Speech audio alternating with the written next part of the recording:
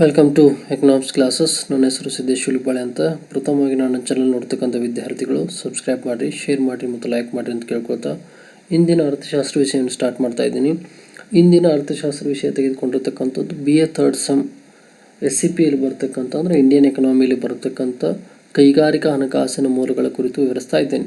ಕೈಗಾರಿಕಾ ಹಣಕಾಸಿನ ಮೂಲಗಳು 15 ಅಂಕದ ಮಹತ್ವದ ಪ್ರಶ್ನೋತ್ತರವಾಗೈತಿ. ಇಲ್ಲಿ ಕೈಗಾರಿಕಾ ಹಣಕಾಸಿನ ಮೂಲಗಳನ್ನು ತೆಗೆದುಕೊಂಡು ಯಾವ ರೀತಿ ಬರ್ತದೆ, ಅದರಲ್ಲಿ 2 ಭಾಗ: ಸಣ್ಣ ಮತ್ತು ಮಧ್ಯಮ ಕೈಗಾರಿಕೆಗಳ ಹಣಕಾಸಿನ ಮೂಲ, ಎರಡನೇದು ಬೃಹತ್ ಕೈಗಾರಿಕಾ ಹಣಕಾಸಿನ ಮೂಲಗಳು. ಅದರಲ್ಲಿ ನಾವು ಪ್ರಥಮವಾಗಿ ಈಗ ಸಣ್ಣ ಮತ್ತು ಮಧ್ಯಮ ಕೈಗಾರಿಕಾ ಹಣಕಾಸಿನ ಮೂಲಗಳ ಬಗ್ಗೆ ವಿವರಿಸ್ತಾ ಇದ್ದೇನೆ. ಅದು ದೇಶೀಯ ಬ್ಯಾಂಕರ್ಗಳು ಅಂದರೆ ತೀರಾ ಇತ್ತೀಚಿನ ದಿನಗಳವರೆಗೆ ದೇಶದ ಬ್ಯಾಂಕರ್ಗಳು ಕೂಡ ಮತ್ತು ಹಣಕಾಸು ಲೇವಾದೇವಿಗಾರರು ಕೂಡ ಸಣ್ಣ ಮತ್ತು ಮಧ್ಯಮ ಪ್ರಮಾಣದ ಕೈಗಾರಿಕೆಗಳಿಗೆ ಪ್ರಮುಖ ಹಣಕಾಸಿನ ಮೂಲವಾಗಿದ್ದರು. ಗ್ರಾಮೀಣ ಪ್ರದೇಶಗಳಲ್ಲಿ ಹಣದ ಲೇವಾದೇವಿಗಾರ ಆಗಿರ್ಬೋದು, ಪಟ್ಟಣ ಪ್ರದೇಶಗಳಲ್ಲಿ ಹಣದ ಲೇವಾದೇವಿಗಾರ ಆಗಿರ್ಬೋದು, ಕೈಗಾರಿಕೆಗಳಿಗೆ ಅಲ್ಪಾವಧಿ ಮತ್ತು ಮಧ್ಯಮಾವಧಿ ಹಣಕಾಸಿನ ಅತಿ ಹೆಚ್ಚಿನ ಬಡ್ಡಿ ದರದಲ್ಲಿ ಹಣಕಾಸನ್ನು ಪೂರೈಕೆ ಮಾಡುವುದಲ್ಲಿ ಕಂಡುಬರುತ್ತದೆ. ಇದು ಒಂದನೇದೇನ್ರಿ, ದೇಶೀಯ ಬ್ಯಾಂಕರ್ಗಳು. ಅದು ಎಲ್ಲೇ ಸಣ್ಣ ಮತ್ತು ಮಧ್ಯಮ ಕೈಗಾರಿಕೆಗಳ ಹಣಕಾಸಿನ ಮೂಲಗಳಲ್ಲಿ ಬರತಕ್ಕಂಥದ್ದು. ಇದು ಒಂದನೇದು ಯಾವುದ್ರಿ, ದೇಶೀಯ ಬ್ಯಾಂಕರ್ಗಳು. ಇನ್ನು ಎರಡನೇ ತೆಗೆದುಕೊಂಡ್ರೆ ಇದ್ರಾಗ ಯಾವ್ದು ಬರ್ತದೆ, ಇಲ್ಲಿ ಕೈಗಾರಿಕಾ ಸಹಕಾರಿ ಸಂಘಗಳು. ಇಲ್ಲಿ ಸಣ್ಣ ಮತ್ತು ಮಧ್ಯಮ ಪ್ರಮಾಣದ ಕೈಗಾರಿಕೆಗಳಿಗೆ ಕೂಡ ಕೈಗಾರಿಕಾ ಸಹಕಾರಿ ಸಂಘಗಳು ಕೂಡ ಪ್ರಮುಖ ಹಣಕಾಸಿನ ಮೂಲಗಳಾಗ್ಯಾವ.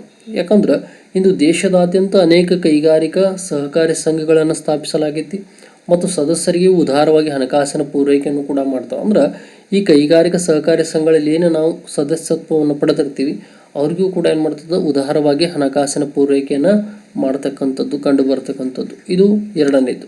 ಇನ್ನು ಮೂರನೇ ತೆಗೆದುಕೊಂಡ್ರೆ ವಾಣಿಜ್ಯ ಬ್ಯಾಂಕುಗಳು ಅಂತ ಬರ್ತದೆ. ಅದರಲ್ಲಿ ಈ ಬ್ಯಾಂಕುಗಳು ಕೂಡ ಅಲ್ಪಾವಧಿ ಮತ್ತು ಮಧ್ಯಮಾವಧಿ ಸಾಲಗಳನ್ನು ನೀಡ್ತಾವೆ. ಅದು ಯಾವಾಗ 2009-10ರಲ್ಲಿ ವಾಣಿಜ್ಯ ಬ್ಯಾಂಕ್ಗಳು ಕೂಡ ಸಣ್ಣ ಕೈಗಾರಿಕೆಗಳಿಗೆ ರೂಪಾಯಿ ಎಷ್ಟು ಕೊಟ್ಟಿದ್ರಿ, 3,73,530 ಕೋಟಿ ರೂಪಾಯಿಗಳಷ್ಟು ಸಾಲವನ್ನು ಮಂಜೂರಾತಿ ಮಾಡಿರುವುದಲ್ಲಿ ಕಂಡು ಬರ್ತದೆ. ಎಷ್ಟ್ರಿ, 3,73,530 ಕೋಟಿ ರೂಪಾಯಿಗಳಷ್ಟು ಸಾಲವನ್ನು ಮಂಜೂರಾತಿ ಮಾಡಿರ್ತಕ್ಕಂಥದ್ದು ಯಾವುದು, ವಾಣಿಜ್ಯ ಬ್ಯಾಂಕುಗಳು. ಅದೇ ರೀತಿ ನಾಲ್ಕನೇ ತೆಗೆದುಕೊಂಡು ಭಾರತೀಯ ಸ್ಟೇಟ್ ಬ್ಯಾಂಕ್ಗಳು. ಅಂದರೆ ಭಾರತೀಯ ಸ್ಟೇಟ್ ಬ್ಯಾಂಕ್ ಮತ್ತು ಅದರ ಅಧೀನ ಬ್ಯಾಂಕ್ಗಳು ಕೂಡ ಸಣ್ಣ ಮತ್ತು ಮಧ್ಯಮ ಕೈಗಾರಿಕೆಗಳು ಕೂಡ ಹಣಕಾಸಿನ ಪೂರೈಕೆಯನ್ನು ಮಾಡ್ತಕ್ಕಂಥದ್ದು. ಭಾರತೀಯ ಸ್ಟೇಟ್ ಬ್ಯಾಂಕ್ ಕೂಡ ಮುಖ್ಯವಾಗಿ ಅಲ್ಪಾವಧಿ ಮಧ್ಯಮಾವಧಿ ಹಣಕಾಸನ್ನು ಪೂರೈಕೆ ಮಾಡ್ತಕ್ಕಂಥದ್ದು. ಅಂದರೆ ಮಧ್ಯಮಾವಧಿ ಮತ್ತು ಅಲ್ಪಾವಧಿ ಸಾಲಗಳನ್ನು ಕೂಡ ಅದು ಪೂರೈಕೆ ಮಾಡಿರ್ತಕ್ಕಂಥದ್ದು ಇಲ್ಲಿ ಕಂಡು ಬರ್ತದೆ. ಯಾವುದ್ರಿ, ಭಾರತೀಯ ಸ್ಟೇಟ್ ಬ್ಯಾಂಕು. ಇದು ನಾಲ್ಕನೇದೈತೆ. ಇನ್ನು ಐದನೇ ತೆಗೆದುಕೊಂಡ್ರೆ ಇಲ್ಲಿ ಯಾವ್ದು ಬರ್ತದೆ, ರಾಜ್ಯ ಹಣಕಾಸು ನಿಗಮಗಳು. ಅಂದರೆ ದೇಶದ ಎಲ್ಲ ರಾಜ್ಯಗಳಲ್ಲಿ ರಾಜ್ಯ ಹಣಕಾಸು ವ್ಯವಸ್ಥಾಪಿಸಲಾಗೈತಿ. ಈ ಹಣಕಾಸಿನ ಮೂಲಗಳು ಕೂಡ ಅಲ್ಪಾವಧಿ ಮತ್ತು ಮಧ್ಯಮಾವಧಿ ಪ್ರಮಾಣದ ಕೈಗಾರಿಕೆಗಳಿಗೆ ಕಡಿಮೆ ಬಡ್ಡಿ ದರದಲ್ಲಿ ಹಲವು ವರ್ಷಗಳ ಅವಧಿವರೆಗೂ ಕೂಡ ಅಂದರೆ ದೀರ್ಘಾವಧಿ ಒಳಗೂ ಕೂಡ ಹಣಕಾಸನ್ನು ಪೂರೈಕೆ ಮಾಡಿರ್ತಕ್ಕಂಥದ್ದು ಕಂಡು ಬರ್ತದೆ. ಯಾವುದ್ರಿ, ರಾಜ್ಯ ಹಣಕಾಸು ನಿಗಮಗಳು.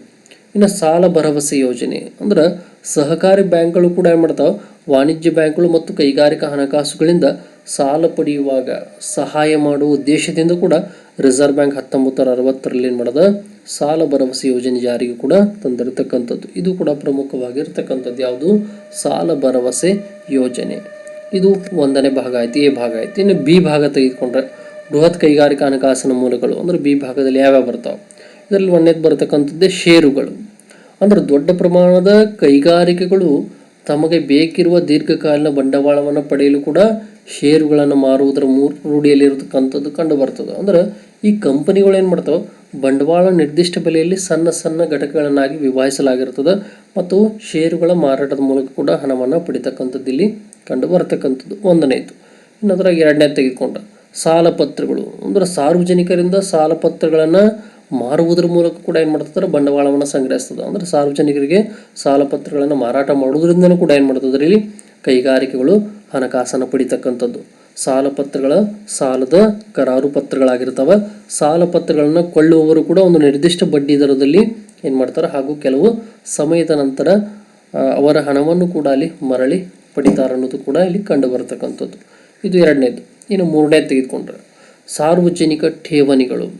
ಅಂದರೆ ಸಾರ್ವಜನಿಕ ಠೇವಣಿಗಳನ್ನು ಸ್ವೀಕರಿಸುವುದರ ಮೂಲಕ ಕೂಡ ಬಂಡವಾಳವನ್ನು ಸಂಗ್ರಹಿಸಲಾಗ್ತದೆ. ದೊಡ್ಡ ಕಂಪನಿಗಳು ಸಾರ್ವಜನಿಕರಿಗೆ ಹೆಚ್ಚಿನ ಬಡ್ಡಿ ದರದಲ್ಲಿ ಆಕರ್ಷಣೆಗಳನ್ನು 1 ರಿಂದ 10 ವರ್ಷಗಳ ಕಾಲಾವಧಿಯವರು ಕೂಡ ಏನು ಮಾಡ್ತದೆ, ಹಣಕಾಸನ್ನು ಸ್ವೀಕಾರ ಮಾಡ್ತಕ್ಕಂಥ ಕಂಡು ಬರ್ತದೆ. ಅದರ ಅವಧಿ 1 ವರ್ಷದಿಂದ 10 ವರ್ಷಗಳವರೆಗೆ ಕೂಡ ಕಾಲಾವಧಿಯವರೆಗೂ ಕೂಡ ಏನು ಮಾಡ್ತದೆ, ಹಣಕಾಸನ್ನು ಸ್ವೀಕರಿಸ್ತಕ್ಕಂಥದ್ದು ಕಂಡು ಬರ್ತದೆ. ಇನ್ನು 4ನೇದ್ದು ಲಾಭದ ಮರು ಹೂಡಿಕೆ. ಅಂದರೆ ಸಾಮಾನ್ಯವಾಗಿ ಬೇರೆ ಮೂಲಗಳಿಂದ ಹಣಕಾಸನ್ನು ಪಡೆಯುವುದು ಅಸಾಧ್ಯವಾದಾಗ ಖಾಸಗಿ ಕಂಪನಿಗಳು ಏನು ಮಾಡ್ತಾರೆ, ತಮ್ಮ ಉದ್ಯಮದ ವಿಸ್ತರಣಾ ಕಾರ್ಯಗಳನ್ನು ತಾವು ಗಳಿಸಿದ ಲಾಭಗಳಲ್ಲಿ ಕೆಲವು ಭಾಗವನ್ನು ಮರು ಹೂಡಿಕೆ ಮಾಡ್ತಾವೆ. ಅಂದ್ರೆ ತಾವು ಗಳಿಸಿದಂಥ ಲಾಭದಲ್ಲೇ ಏನು ಮಾಡ್ತದೆ, ಮತ್ತು ಮರು ಹೂಡಿಕೆಯನ್ನು ಮಾಡ್ತಕ್ಕಂಥದ್ದು ಕೂಡ ಇಲ್ಲಿ ಕಂಡು ಬರ್ತಕ್ಕಂಥದ್ದಕ್ಕೆ ನಾವೇನು ಕರಿತೀವಿ, ಲಾಭದ ಮರು ಹೂಡಿಕೆ ಅಂತ ಕೂಡ ಕರಿತೀವಿ. ಈ ನಂತರ ಬರ್ತಕ್ಕಂಥದ್ದು 5ನೇದು ವ್ಯವಸ್ಥಾಪಕ ಪ್ರತಿನಿಧಿಗಳು. ಅಂದ್ರೆ ಕೈಗಾರಿಕೆಯಲ್ಲಿನ ವ್ಯವಸ್ಥಾಪಕ ಪ್ರತಿನಿಧಿಗಳು ಸಹ ಸಾಕಷ್ಟು ಪ್ರಮಾಣದಲ್ಲಿ ಬಂಡವಾಳ ಪೂರೈಸ್ತಾರೆ.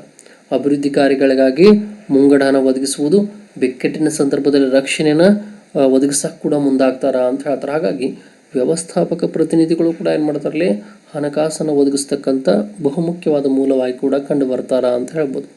ಇನ್ನೊಂದು ರೀತಿ ವಾಣಿಜ್ಯ ಬ್ಯಾಂಕ್ಗಳು ಕೂಡ ಬರ್ತದೆ. ಅಂದರೆ ಈ ಬ್ಯಾಂಕ್ಗಳು ಮುಖ್ಯವಾಗಿ ಅಲ್ಪ ಹಣಕಾಸು ಪೂರೈಸ್ತವೆ.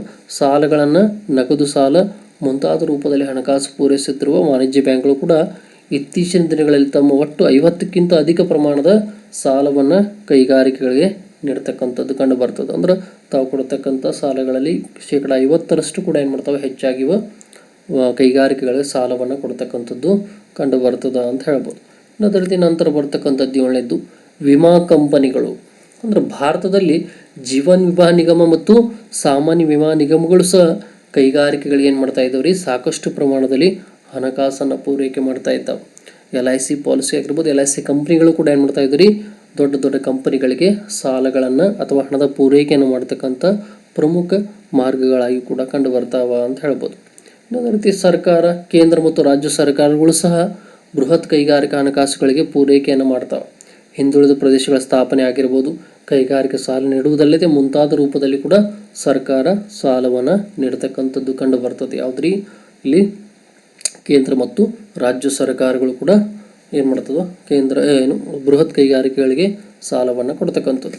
ಈ ನಂತರ ವಿದೇಶಿ ಬಂಡವಾಳದ ವಿದೇಶಿ ಸಹಭಾಗಿತ್ವ ಇಲ್ಲಿ ಬರತಕ್ಕಂಥದ್ದು 9ನೇದ್ದು ವಿದೇಶಿ ನೇರ ಹಣಕಾಸಕ್ಕೆ ಹೂಡಿಕೆ, ವಿದೇಶಿ ಸರ್ಕಾರಗಳಿಂದ ಸಾಲ, ಅಂತಾರಾಷ್ಟ್ರೀಯ ಹಣಕಾಸು ಸಂಸ್ಥೆಗಳಿಂದ ಸಾಲ ಮುಂತಾದ ರೂಪದಲ್ಲಿ ವಿದೇಶಿ ಬಂಡವಾಳ ಹರಿದು ಬರತಕ್ಕಂಥದ್ದು. ಅದರಲ್ಲಿ ಈಗಾಗಲೇ ಹೇಳಿದ್ರು ಯಾವ್ಯಾವ ವಿದೇಶಿ ಸರ್ಕಾರಗಳಿಂದ ಆಗಿರ್ಬೋದು ಹಣಕಾಸನ್ನು ಪಡಿತಕ್ಕಂಥದ್ದು, ಆಮೇಲೆ ವಿದೇಶಿ ಬಂಡವಾಳವನ್ನು ಕೂಡ ಅಲ್ಲಿ ಅಗಾಧವಾಗಿ ಕಂಡು ಬರತಕ್ಕಂಥದ್ದು ಅಥವಾ ಹರಿದು ಬರತಕ್ಕಂಥದ್ದು ಕೂಡ ಇಲ್ಲಿ ಏನಾಗ್ತದೆ, ಬೃಹತ್ ಕೈಗಾರಿಕೆಗಳಿಗೆ ಹಣಕಾಸಿನ ಮೂಲವಾಗಿ ಕಂಡು ಬರತಕ್ಕಂಥದ್ದು ಅಂತ ಹೇಳ್ಬೋದು. ಇನ್ನು ಇದರಲ್ಲಿ ಕೊನೆಯದಾಗಿ ತೆಗೆದುಕೊಂಡ್ರೆ ವಿಶೇಷ ಕೈಗಾರಿಕಾ ಹಣಕಾಸು ನಿಗಮಗಳು. ಅಂದ್ರೆ ಈ ಸಂಸ್ಥೆಗಳು ಕೂಡ ಕೈಗಾರಿಕೆಗೆ ಅಧಿಕ ಮೊತ್ತದ ಹಣಕಾಸನ್ನು ಪೂರೈಸ್ತಾವೆ. ಭಾರತದ ಕೈಗಾರಿಕಾ ಹಣಕಾಸು ನಿಗಮ ಆಗಲಿ, ಭಾರತದ ಕೈಗಾರಿಕಾ ಅಭಿವೃದ್ಧಿ ಬ್ಯಾಂಕ್ಗಳಾಗಲಿ, ಭಾರತದ ಕೈಗಾರಿಕಾ ಸಾಲ ಮತ್ತು ಹೂಡಿಕೆ ನಿಗಮ, ರಾಜ್ಯ ಹಣಕಾಸು ನಿಗಮ ಮುಂತಾದವುಗಳು ಕೂಡ ಏನು ಮಾಡ್ತಾವ್ರಿ, ಬೃಹತ್ ಪ್ರಮಾಣದ ಕೈಗಾರಿಕೆಗಳಿಗೆ ಹಣಕಾಸನ್ನು ಒದಗಿಸ್ತಕ್ಕಂಥದ್ದು ಕಂಡು ಬರ್ತದ ಅಂತ ಹೇಳ್ಬೋದು. ಅಂದ್ರೆ ಇಲ್ಲಿವರೆಗೆ ನಾ ಹೇಳ್ತಕ್ಕಂಥದ್ದು ಏನ್ರಿ, ಕೈಗಾರಿಕಾ ಹಣಕಾಸಿನ ಮೂಲಗಳ ಬಗ್ಗೆ. ಅದರಲ್ಲಿ 2 ಭಾಗ ಈಗಾಗಲೇ ಹೇಳಿದೆ. ಸಣ್ಣ ಮತ್ತು ಮಧ್ಯಮದ ಕೈಗಾರಿಕಾ ಹಣಕಾಸು ಮೂಲ A, B ತೆಗೆದುಕೊಂಡ್ರೆ 2ನೇದ್ದೇನು, ಬೃಹತ್ ಕೈಗಾರಿಕೆಗಳ ಹಣಕಾಸಿನ ಮೂಲ.